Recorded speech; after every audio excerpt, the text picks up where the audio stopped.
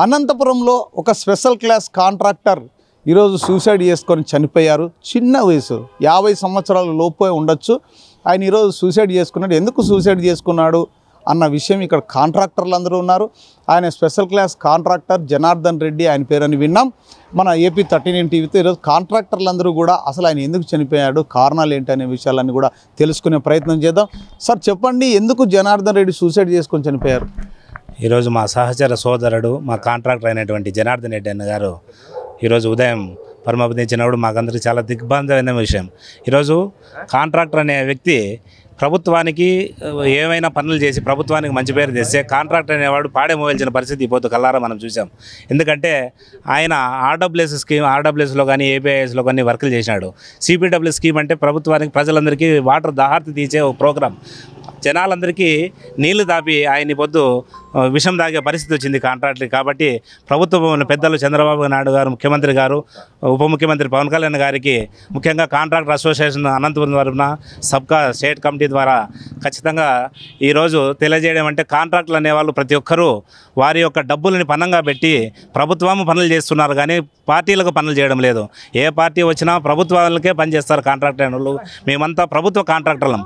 కాబట్టి ప్రభుత్వం కానీ దయచేసి దయ ఉంచి కాంట్రాక్టుల యొక్క పేమెంట్లు మేమైతే డబ్బులు పెట్టి చేసిన పనులకి డబ్బులు పేమెంట్లు రాక ఈ పొద్దు బ్యాంకులుగా వడ్డీ కట్టుకోలేని పరిస్థితుల్లో మా సోదరుడు ఈరోజు బలవన్మరణం చెందించి వాళ్ళ కుటుంబానికి ఈ పొద్దు ఏ దిక్కు లేకుండా చేసిన పరిస్థితి ఈ పొద్దు మనం చూస్తున్నాం అనంతపురంలో.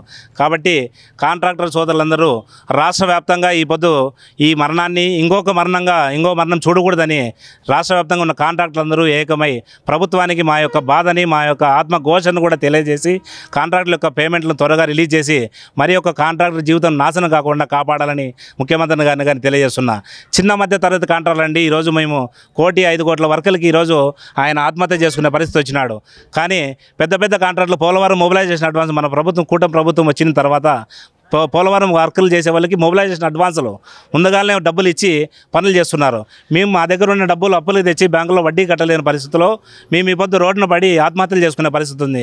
కాబట్టి పెద్ద కాంట్రాక్టులు కానీ సోదరులే కానీ చిన్న కాంట్రాక్టులకి మధ్యతరగతి కాంట్రాక్టులు ఓపిక లేక భరించలేక ఇటువంటి కార్యక్రమాలు జరుగుతున్నాయి. కాబట్టి ఖచ్చితంగా చిన్న కాంట్రాక్టుని ఎంతవరకు వీలైతే అంత తొందరగా మమ్మల్ని అందరినీ కాపాడి ఇంకొక కాంట్రాక్టర్ రాష్ట్రంలో ఎక్కడ కానీ ఇటువంటి అఘాయితానికి పాల్పడుకోకుండా చూడాలని మీ ద్వారా ప్రభుత్వ పెద్దల్ని విజ్ఞప్తి చేస్తూ ఖచ్చితంగా కాంట్రాక్టులు అందరూ కూడా దీనికి సంఘీభావం తెలియజేస్తూ మా అసోసియేషన్ తరపున వాళ్ళ కుటుంబానికి ప్రగాఢ సానుభూతిని తెలియజేస్తూ వాళ్ళకి రావాల్సిన బిల్లులు చెల్లించేంత వరకు మేమందరూ కలిసికట్టుగా వారి కోసం పోరాడతామని మేము ముఖ్యంగా తెలియజేస్తున్నాం.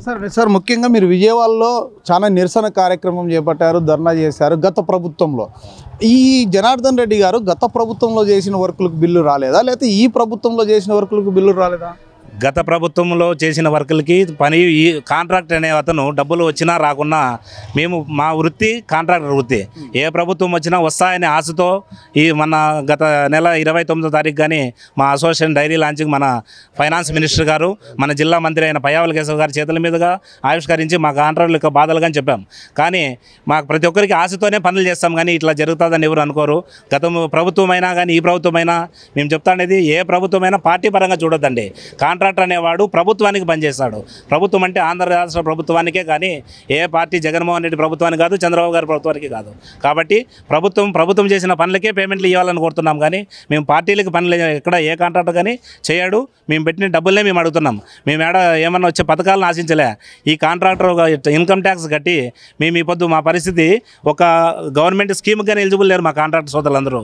మేము కట్టిన ట్యాక్స్లకి మీకు యూజ్ అవుతున్నా కానీ మేము చేసిన పనులకి మాకు యూజ్ కావడం లేదని మీ ద్వారా తెలియజేస్తున్నాం. సార్ ముఖ్యంగా బ్యాంకు సమస్య కూడా ఈయనది బిల్లు సక్రమంగా రాకపోవడం, ఓవర్ డ్యూ పడడం, ఆ బ్యాంకులో కూడా సమస్య రావడం, ఇవన్నీ కూడా ఈ పొరిగొలిపి ఈయనకు మానసికంగా ఒత్తిడి భరించలేక ఈ విధంగా సూసైడ్ చేసుకున్నాడు అనేది వినిపిస్తుంది. అసలు బ్యాంకులో ఏం జరిగింది? బ్యాంకులు అనేటివి మా కాంట్రాక్టర్ టర్న్ ఓవర్ పేమెంట్ను బట్టి మాకైతే ఒక సంవత్సరానికి ఓడీ లిమిట్ అనేది ఒకటి ఇస్తారండి. కానీ ప్రభుత్వం నుంచి మాకు డబ్బులు రాకపోతే మీ ఇప్పుడు ఈ సంవత్సరంలో నాకు ఒక 5 కోట్ల టర్న్ ఓవర్ వస్తుందని చెప్పి నాకు లిమిట్ ఇచ్చింటారు. కానీ ప్రభుత్వం నుంచి పేమెంట్లు రాకున్నప్పుడు మళ్ళీ సంవత్సరం రెన్యువల్ చేసేటప్పటికి నాకే ఆ లిమిట్ రీచ్ కాలేనప్పుడు బ్యాంకు వాళ్ళు ఆటోమేటిక్గా దాన్ని కట్టమని ప్రెజర్ పెడతారు.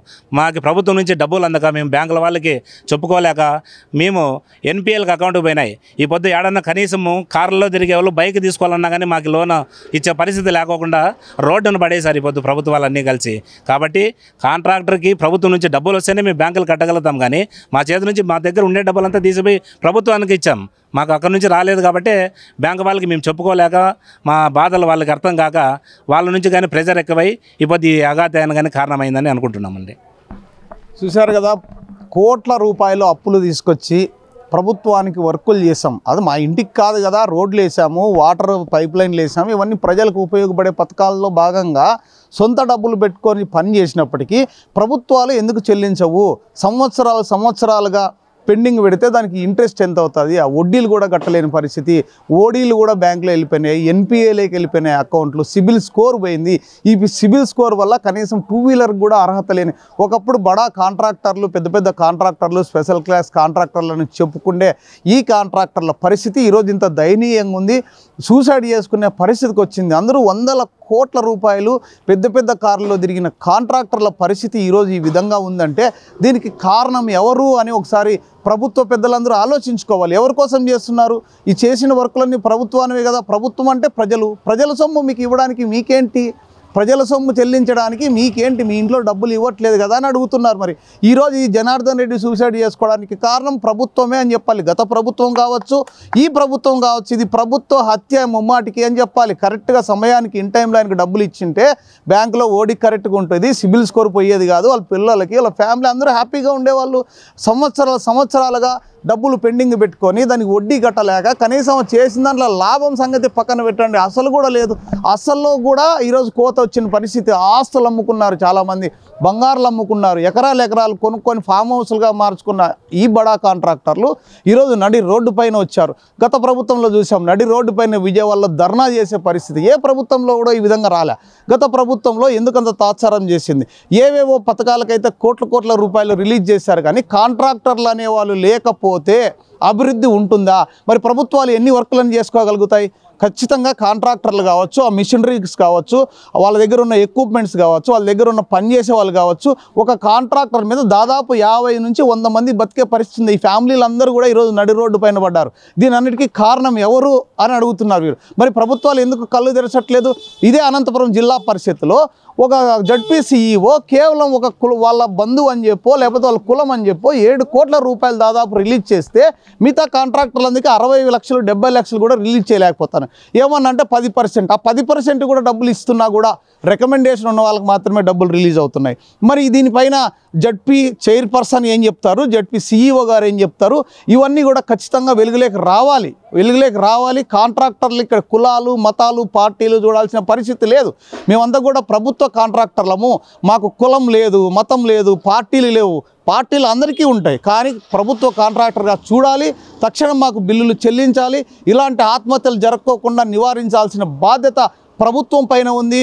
ఇప్పుడు చీఫ్ మినిస్టర్ ముఖ్యమంత్రి నారా చంద్రబాబు నాయుడు కావచ్చు, ఉప ముఖ్యమంత్రి పవన్ కళ్యాణ్ గారు కావచ్చు, నారా లోకేష్ గారు కావచ్చు, వీటిపైన అందరూ కూడా ప్రభుత్వ పెద్దలు ఒకసారి దృష్టి పెట్టి ఇలాంటి ఆత్మహత్యలు జరగకోకుండా నివారించాల్సిన బాధ్యత ప్రభుత్వం పైన ఉంది అని కాంట్రాక్టర్లు డిమాండ్ చేస్తున్నారు. దీనిపైన మన రాష్ట్ర వ్యాప్తంగా ఉన్న స్పెషల్ క్లాస్ కాంట్రాక్టర్లు కావచ్చు, చిన్న మధ్యతరగతి కాంట్రాక్టర్లు కావచ్చు, ఏ విధంగా స్పందిస్తారనేది వేచి చూద్దాం. కెమెరామెన్ స్వామితో BH Reddy, contractor Janardhan Reddy house, Anantapuram.